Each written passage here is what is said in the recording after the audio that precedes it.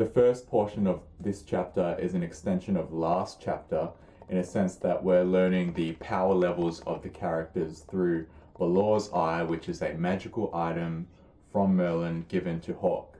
All of the 7 deadly sins have a power level over 3,000. So Gautha has 3,100, Diane 3,250, and Merlin has 4,170. Of course, a bulk of Merlin's power comes from her power value, which is essentially the measure of her magical power, whereas as compared to someone such as Diane, a bulk of her power level comes from her strength numerical value. Horsa, Gryamore, and my boy Gil Thunder return in this chapter, despite the fact I thought that Horsa was potentially killed in the Kingdom Infiltration arc. That was Gil Thunder, yeah. I mean, I thought the whole scene with him and Meliodas in the boar hat was supposed to be his revelation that he's going to be a wanderer from now on. Yet here he is with Horsa and Gryamore. I don't know. Apparently, whilst the three were taking Dreyfus away after the battle with Hendrickson, he killed members of the Dawn Roar, which this twisting character doesn't make sense to Gryamore, because there's these 2 conflicting images of what the Great Holy Knight Dreyfus was. To this revelation, Merlin glibly replies, "When some things contradict each other, you should look at the opposite side of everything. And when the meaning behind the seemingly unnatural actions are made clear, a completely different answer might be reached."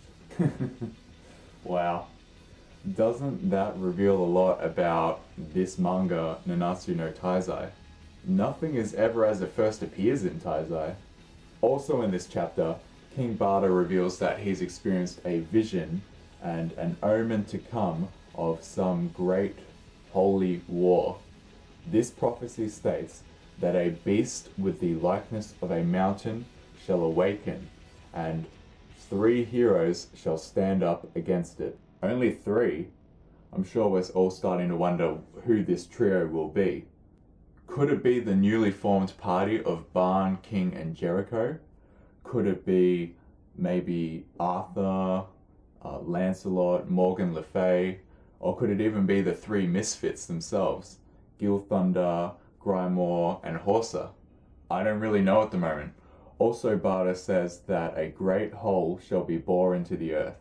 Something that's come to my attention is the connection to Danafor. If you think about it, it's been referenced that in the past, Meliodas destroyed an entire kingdom called Danafor in a blind rage, therefore leaving a giant hole where the kingdom would have been. Will there be a repeat of these events? I also know a lot of people of forums and whatnot have been discussing and theorizing about the notion of maybe Matrona at the moment, and these connections to Balor's Power Eye. The mangaka Nakaba has just been on a foreshadowing warpath lately, and you just got to commend him on all these absolutely awesome connections to Arthurian legend and just myths in general. Every time I read a Taizai chapter, I sit and speculate to myself, what are the implications of this? What are the effects this will have on the overall mythos of the Taizai universe? If you have a friend who has knowledge on Arthurian legend, I would suggest that you talk to them about this manga. Furthermore, if you have your own knowledge of Arthurian legend, maybe you could comment and share and inform us about things we might not have yet considered.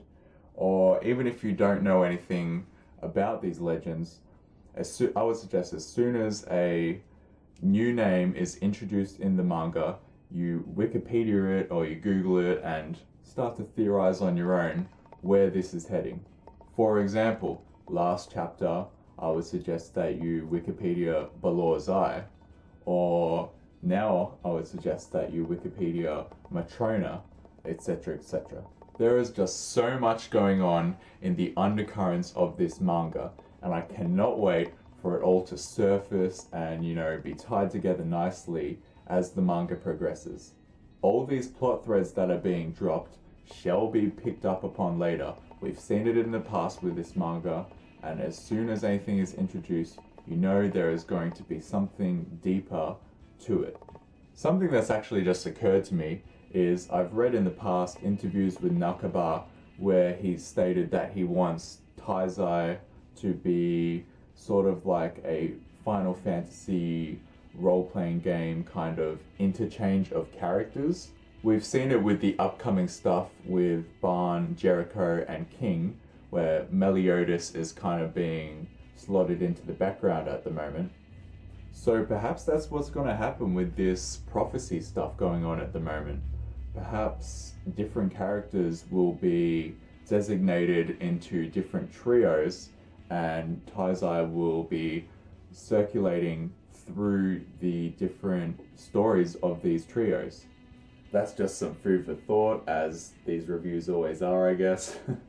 Anyways, thank you for watching. If you could please like or comment or subscribe or tell me something about Arthurian legend, this would all be greatly appreciated. Again, thank you for watching. I'm Duncan. This is Unity Reviews. See you later.